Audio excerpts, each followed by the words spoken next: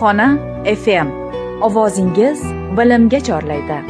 Assalomu alaykum aziz tinglovchilar. Siz bilan birgalikda Kutubxona FM loyihasi. Bu yangi loyiha sizni bilim, adabiyot va ijod olamiga chorlaydi.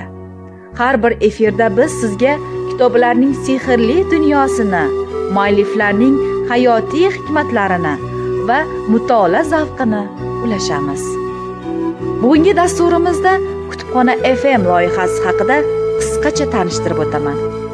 Bizning maqsad yoshlar orasida kitobga bo'lgan mehrni oshirish, har bir o'quvchiga bir sahifa, bir ilhom hadya etishdir. Kelgusi efirlarimizda siz o'zingiz yoqtirgan va o'qigan kitoblaringiz haqida suhbatlashasiz. O'qigan kitoblaringiz haqida fikr bildirasiz va eng muhimi, kutubxonamiz hayotidan xabardor bo'lasiz.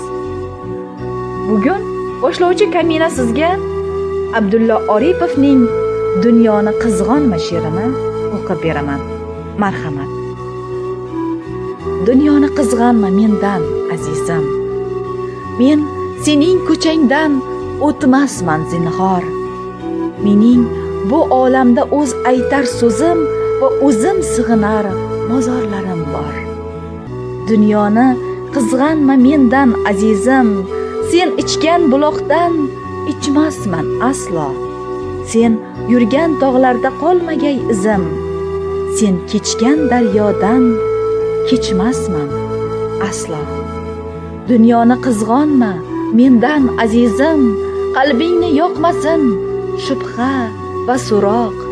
Men o'zga manzilga tikkanman ko'zim. U sening kulbangdan juda ham yiroq. Kutubxona FM bilan birga qoling. Biz bilan har kunni yangi sahifa oching. Yangi bilimni kashf eting. Sizni keyingi dasturlarimizda kutib qolamiz.